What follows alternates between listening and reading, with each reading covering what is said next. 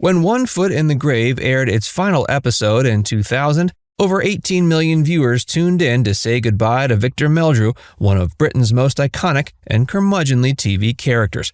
But what most fans didn't know was behind the scenes, a single episode, Things Aren't Simple Anymore, sparked intense controversy. Its dark themes and polarizing tone caused ripples that some argue contributed to the show's end.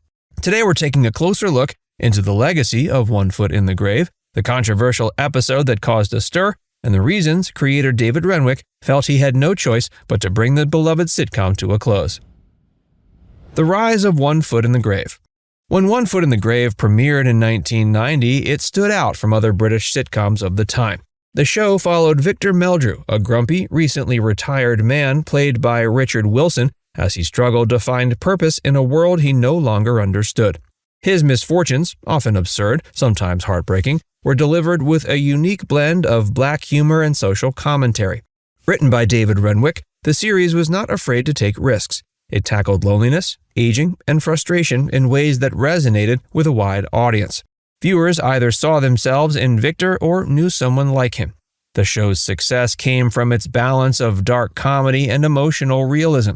Each episode built on this, drawing fans deeper into Victor's life and his relationships, especially with long-suffering wife Margaret, played by Annette Crosby. It won multiple BAFTAs and became a cultural touchstone, helping to redefine what British comedy could be. Victor Meldrew's catchphrase, "I don't believe it," entered the national vocabulary, and his character became both beloved and divisive. By the mid-1990s, One Foot in the Grave was a ratings powerhouse, competing with and often outperforming more traditional comedies. But its creator had already begun thinking about how to end it. The episode that changed everything. In 1997, the show returned with a special titled Things Aren't Simple Anymore. At first glance, it seemed like another example of the show's signature dark humor. But the episode took a disturbing turn, involving a plot about assisted suicide and medical negligence. For a sitcom that was already known for pushing boundaries, this episode struck a different nerve. It aired in a climate of growing public debate about euthanasia. While some critics praised Renwick for exploring serious issues, others were shocked. The character Victor helps a terminally ill woman end her life, a far cry from the slapstick disasters fans were used to. Though the show had always flirted with death and bleak subject matter, this episode felt unusually direct. The BBC received complaints, and while it didn't pull the episode, it was clear the tone had shifted. Some viewers felt betrayed. Others thought the episode was bold and necessary. For Renwick, it marked a creative turning point. He later admitted it was one of the moments where he realized how difficult it had become to balance comedy with the increasingly heavy themes he wanted to explore. Why the show came to an end. Despite the controversy, the show returned for more episodes, but the tension was mounting between creative ambition, audience expectation, and the realities of aging characters and actors.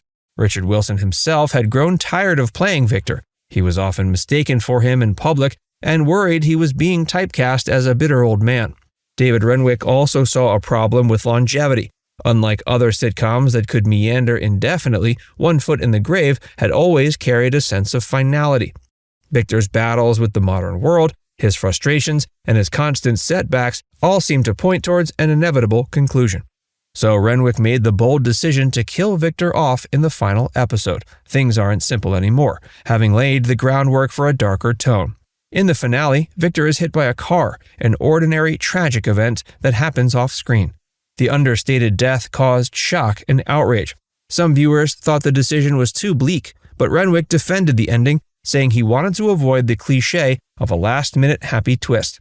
He had never seen the show as a traditional sitcom, and the ending, while sad, was in keeping with the tone he had always aimed for. From the outside, it might have looked like the controversial 1997 episode pushed the show off the air, but in truth, it was one piece of a larger picture, one where artistic choices, audience reaction, and actor fatigue all played a part in bringing the curtain down on Victor Meldrew. How did it go? Did you manage to get them both? Fine, thanks, yes. Took a bit of a while to find Margaret. I think she won't be needing it now. I don't think they're all that well organised in that place, if you ask me. I've known one or two people say over the years.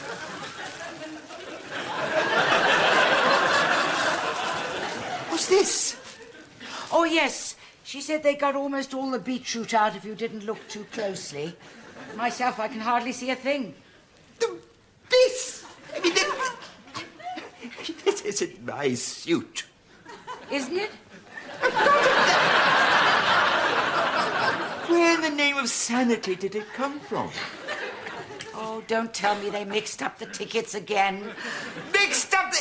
You must have seen it as a mistake when you got it out. Well, I don't know what your suit looks like, do I? But it doesn't bloody well look like this. I mean, where do you think I shop? King Kong at C&A's? Public reaction and media fallout. The finale, an earlier controversial episode, left a lasting mark on fans and critics alike. When Things Aren't Simple Anymore aired, it sparked tabloid headlines and opinion columns. The subject matter, assisted dying, was not just unusual for a sitcom, it was largely unheard of. Some newspapers called it deeply disturbing, while others praised it as a brave departure from traditional comedy formats. What caught many off guard was the quietness of Victor's end. There was no dramatic build-up, no on-screen farewell, just a passing line about him being hit by a car. For audiences who had followed Victor for a decade, it felt abrupt and jarring. Richard Wilson later revealed he had asked not to be shown dying on screen, a decision that added to the understated finality. Fan reactions were split. Some felt the show had overstayed its welcome and the ending was fitting. Others were devastated. There was no return, no sequel, no miracle revival. The man who had weathered endless comic tragedies was gone for good, and with him a chapter of British television closed. Inside Richard Wilson's decision to walk away. Richard Wilson had always brought a careful balance to Victor Meldrew's character. He was never just a caricature of a grump, there was depth, pain, and wit. But playing Victor came with its challenges. Over the years, Wilson admitted he grew weary of being so closely associated with such a miserable character.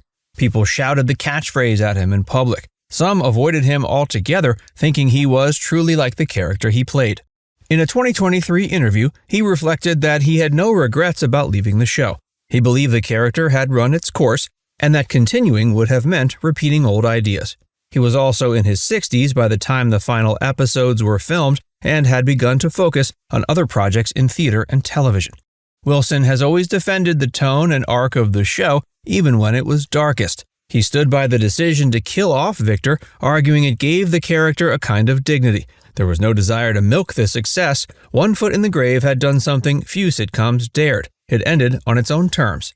Because at 80 years old, you don't... I was just telling Annette about it. You don't recover. No. Normally. So you had two, but did it make you sort of change the way that you were viewing life, or...? Turn you into a nicer person? David Renwick's reluctance to revive the show.